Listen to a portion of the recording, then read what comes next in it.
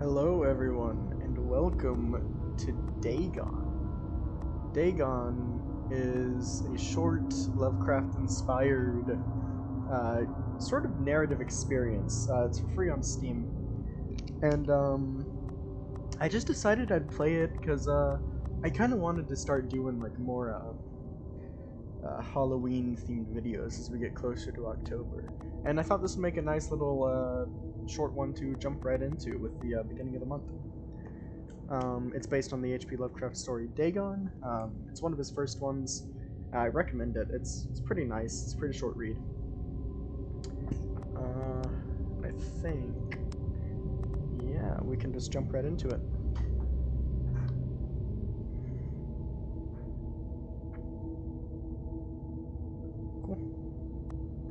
I am writing this under an appreciable mental strain, since by tonight I shall be no more.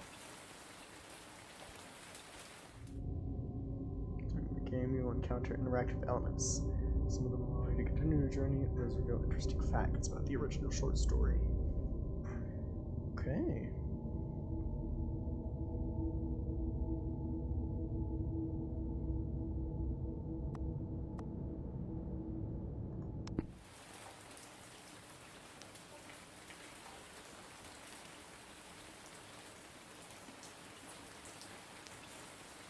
Penniless, and at the end of my supply of the drug which alone makes life endurable, I can bear the torture no longer, and shall cast myself from this garret window into the squalid street below.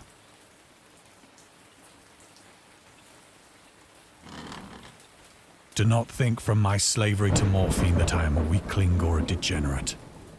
When you have read these hastily scrawled pages, you may guess, though never fully realize, why it is that I must have forgetfulness or death.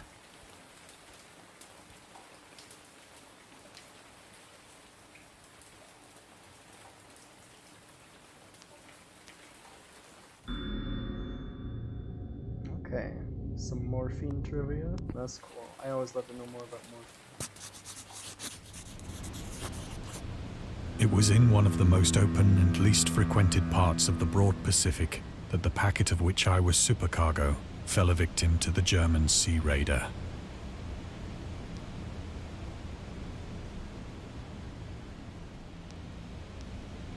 Oh, there it is. It was written around a month after we entered World War I.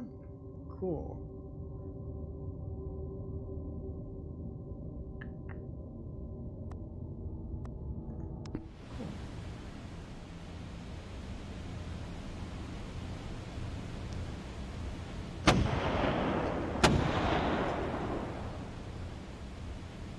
The Great War was then at its very beginning, and the ocean forces of the Hun had not completely sunk to their later degradation. I wonder if we'll ever see it in the stars. That would be wild. So that our vessel was made a legitimate prize, whilst we of her crew were treated with all the fairness and consideration due us as naval prisoners.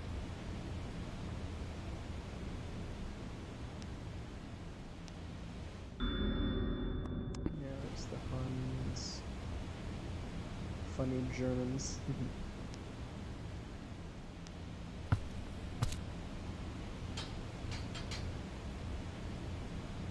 So liberal, indeed, was the discipline of our captors, that 5 days after we were taken, I managed to escape alone in a small boat with water and provisions for a good length of time.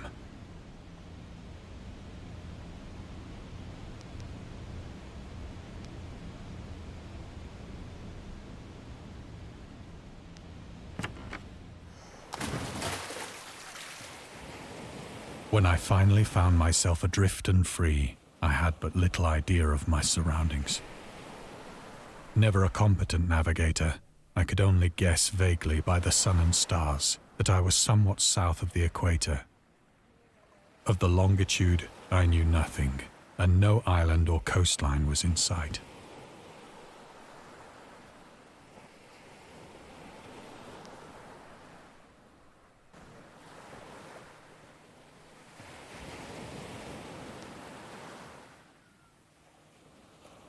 The weather kept fair, and for uncounted days I drifted aimlessly beneath the scorching sun, waiting either for some passing ship or to be cast on the shores of some habitable land.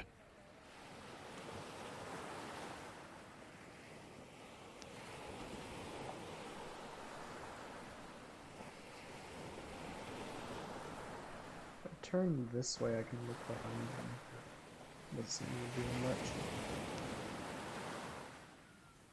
But neither ship nor land appeared, and I began to despair in my solitude upon the heaving vastness of unbroken blue. The change happened whilst I slept.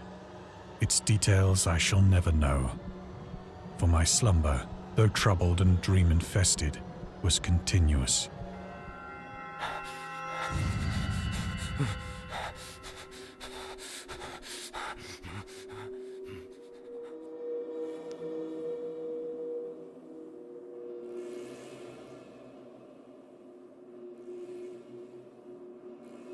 When at last I awoke, it was to discover myself half sucked into a slimy expanse of hellish black mire, which extended about me in monotonous undulations as far as I could see, and in which my boat lay grounded some distance away. Though one might well imagine that my first sensation would be of wonder at so prodigious and unexpected a transformation of scenery, I was in reality more horrified than astonished. For there was in the air, and in the rotting soil, a sinister quality which chilled me to the very core. The region was putrid with the carcasses of decaying fish, and of other less describable things which I saw protruding from the nasty mud of the unending plain. Perhaps I should not hope to convey in mere words the unutterable hideousness that can dwell in absolute silence and barren immensity. There was nothing within hearing, and nothing in sight, save a vast reach of black slime. Yet the very completeness of the stillness and the homogeneity of the landscape oppressed me with a nauseating fear.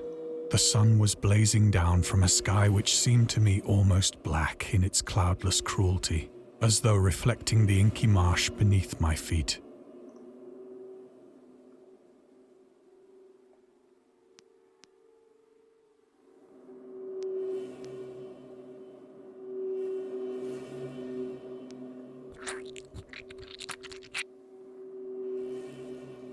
As I crawled into the stranded boat, I realized that only one theory could explain my position. Through some unprecedented volcanic upheaval, a portion of the ocean floor must have been thrown to the surface, exposing regions for which innumerable millions of years had lain hidden under unfathomable watery depths. So great was the extent of the new land which had risen beneath me that I could not detect the faintest noise of the surging ocean, straining my ears as I might. Nor were there any seafowl to prey upon the dead things.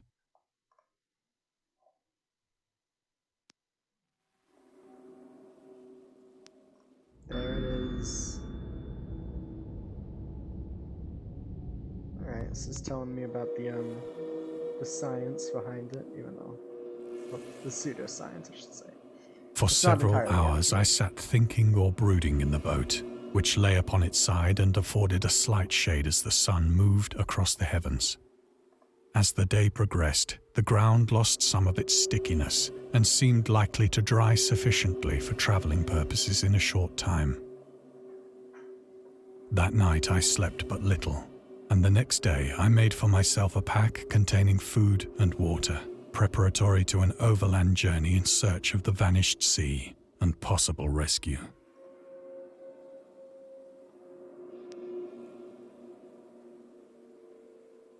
I'm interested in that thing over there. It's had like red eyes this whole time. It's fucking scary. On the third morning, I found the soil dry enough to walk upon with ease. The odor of the fish was maddening, but I was too much concerned with graver things to mind so slight an evil, and set out boldly for an unknown goal.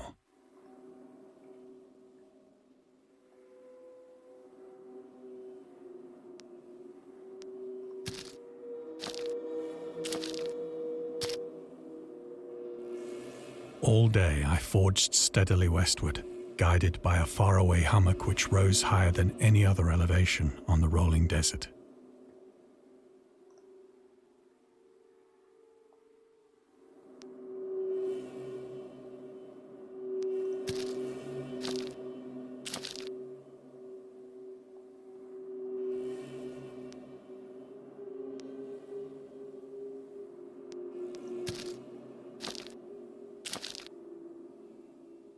That night, I encamped, and on the following day still travelled toward the hummock, though that object seemed scarcely nearer than when I had first espied it.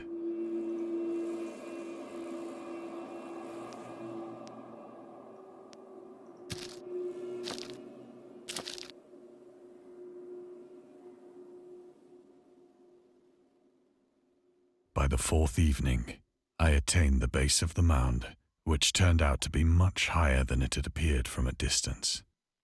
An intervening valley setting it out in sharper relief from the general surface. Too weary to ascend, I slept in the shadow of the hill. I know not why my dreams were so wild that night, but ere the waning and fantastically gibbous moon had risen far above the eastern plain, I was awake in a cold perspiration, determined to sleep no more. Such visions as I had Oh shit. Sorry about that, I accidentally skipped that one. And in the glow of the moon I saw how unwise I had been to travel by day. Without the glare of the parching sun, my journey would have cost me less energy. Indeed, I now felt quite able to perform the ascent which had deterred me at sunset. Picking up my pack, I started for the crest of the eminence.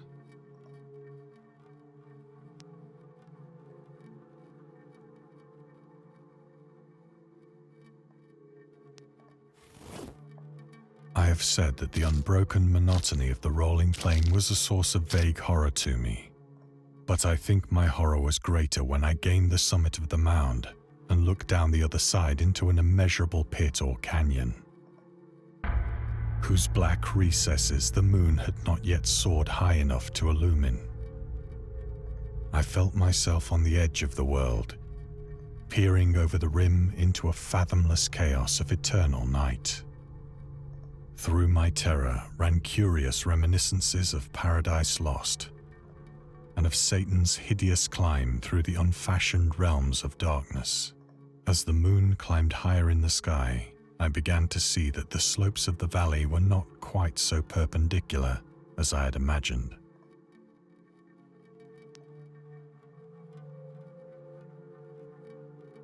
Gotta check those stars every time. Ledges and outcroppings of rock afforded fairly easy footholds for a descent, whilst after a drop of only a few hundred feet, the declivity became very gradual.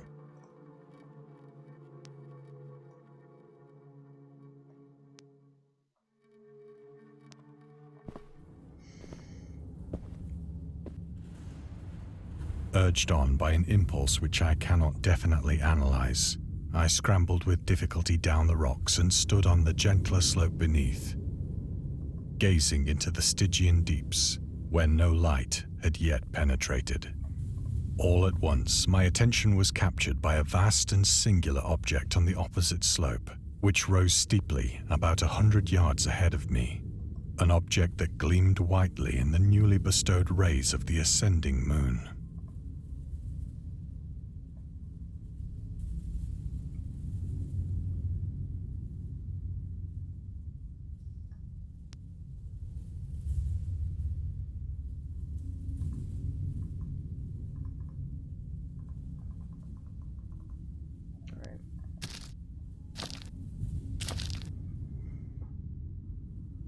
That it was merely a gigantic piece of stone, I soon assured myself.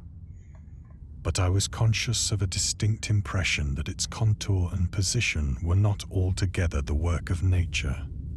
A closer scrutiny filled me with sensations I cannot express.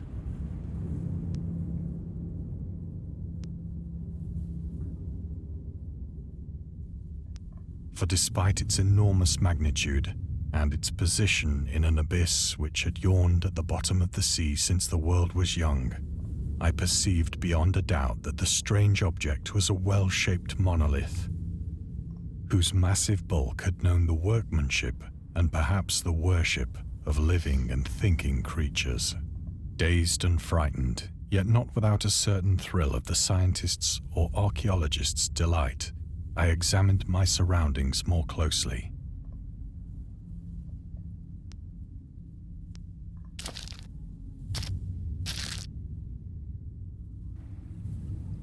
The moon, now near the zenith, shone weirdly and vividly above the towering steeps that hemmed in the chasm, and revealed the fact that a far-flung body of water flowed at the bottom, winding out of sight in both directions and almost lapping my feet as I stood on the slope. Across the chasm, the wavelets washed the base of the Cyclopean monolith, on whose surface I could now trace both inscriptions and crude sculptures.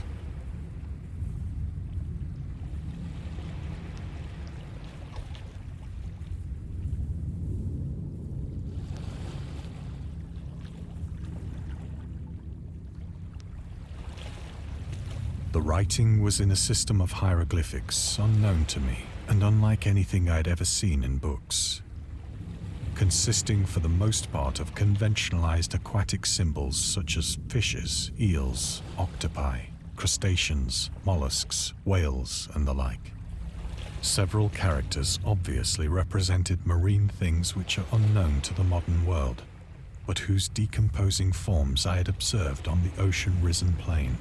It was the pictorial carving, however, that did most to hold me spellbound.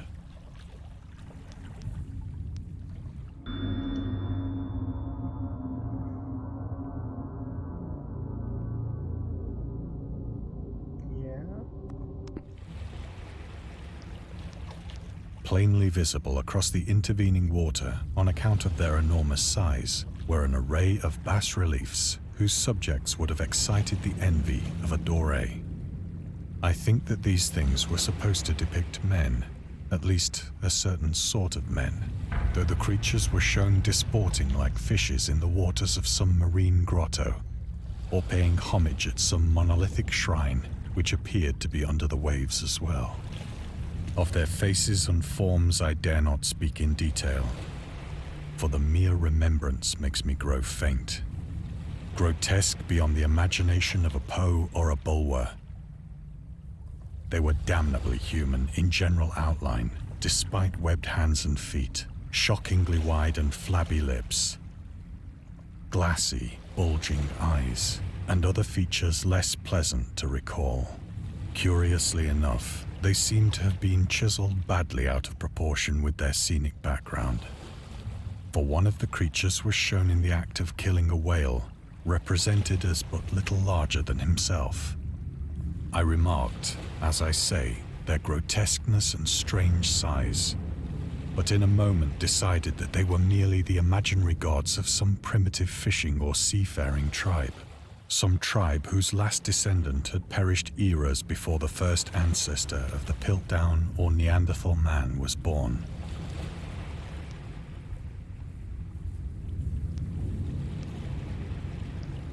Awestruck at this unexpected glimpse into a past beyond the conception of the most daring anthropologist, I stood musing whilst the moon cast queer reflections on the silent channel before me.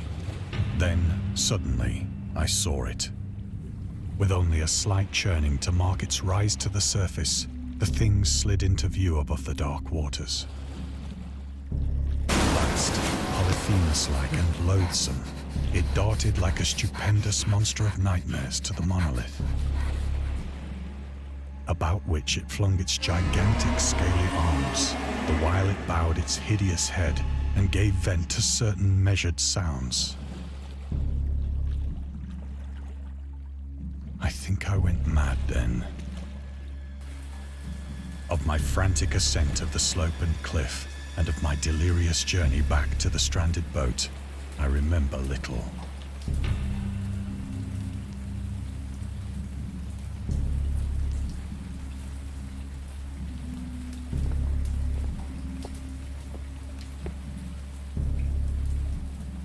believe I sang a great deal and laughed oddly when I was unable to sing.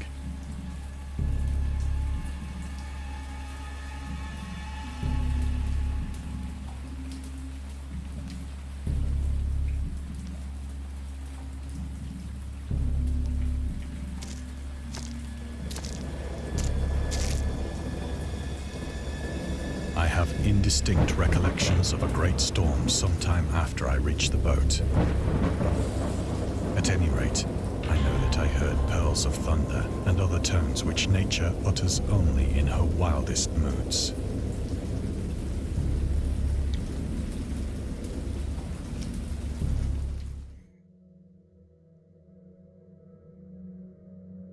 When I came out of the shadows, I was in a San Francisco hospital. Brought thither by the captain of the American ship which had picked up my boat in mid-ocean. In my delirium, I had said much, but found that my words had been given scant attention. Of any land upheaval in the Pacific, my rescuers knew nothing. Nor did I deem it necessary to insist upon a thing which I knew they could not believe.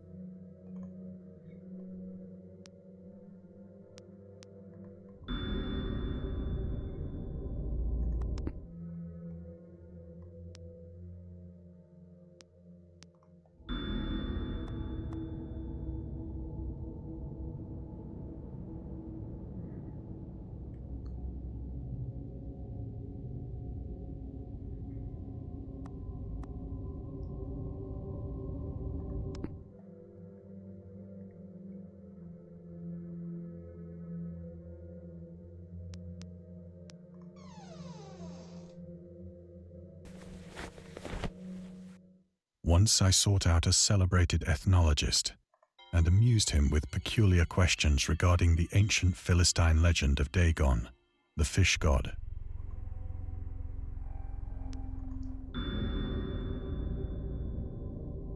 I didn't know that Dagon was a real deity.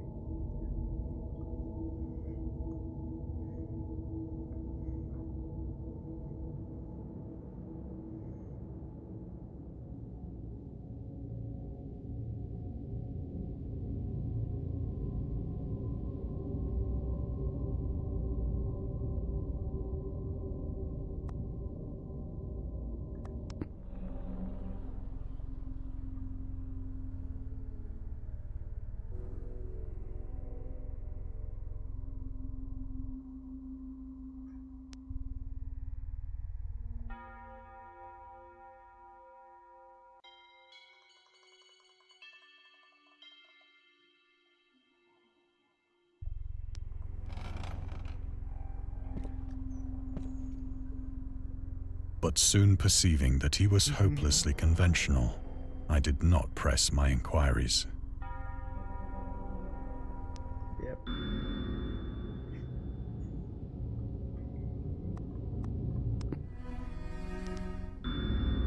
You guys can pause this whenever I get some more, by the way, if you want to read it all.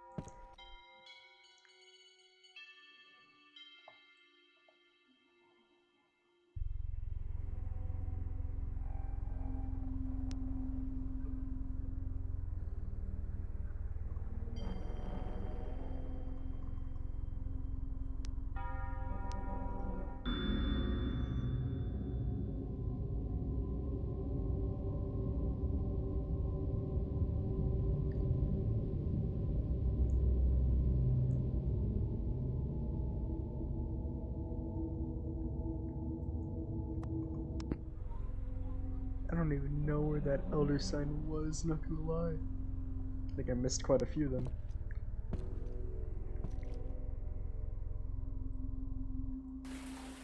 It is at night, especially when the moon is gibbous and waning, that I see the thing.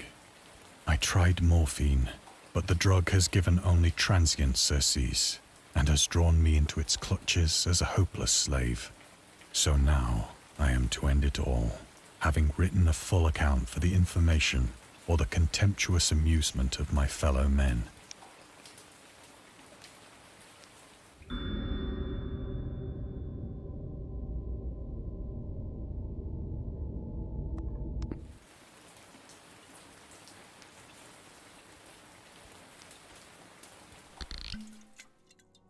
Often, I ask myself if it could not all have been a pure phantasm.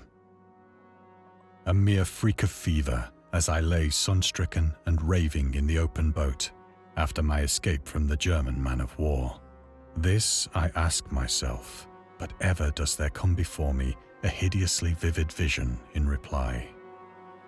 I cannot think of the deep sea without shuddering at the nameless things that may at this very moment be crawling and floundering on its slimy bed, worshipping their ancient stone idols and carving their own detestable likenesses on submarine obelisks of water-soaked granite. I dream of a day when they may rise above the billows to drag down into their reeking talons the remnants of puny, war-exhausted mankind.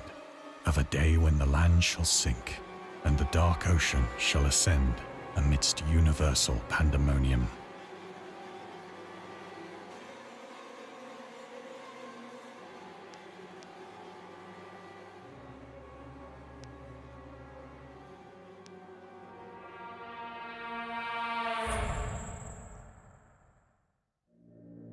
The end is near.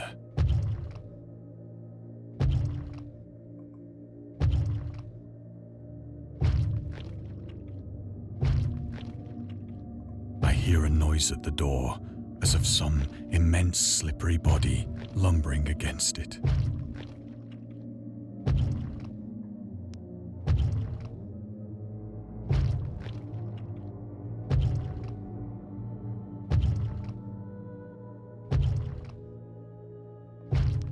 It shall not find me.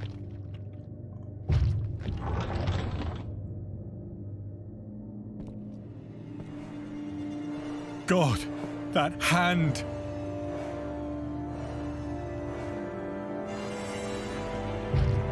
The window! The window!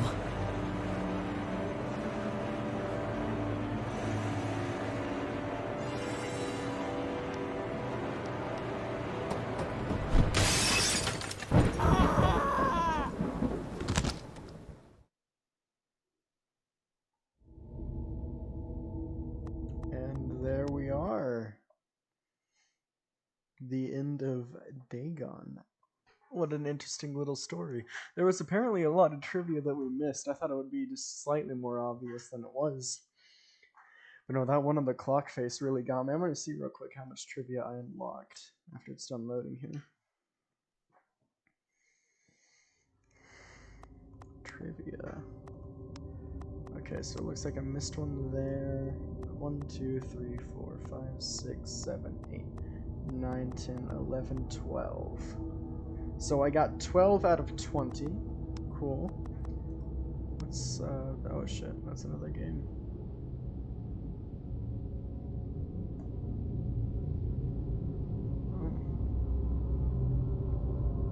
That looks like an interesting little game. Okay.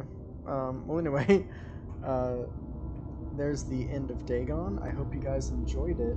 And yeah, that's our first little Halloween little thing that we're doing here. So, hope you guys loved it, and I'll see you in the next one.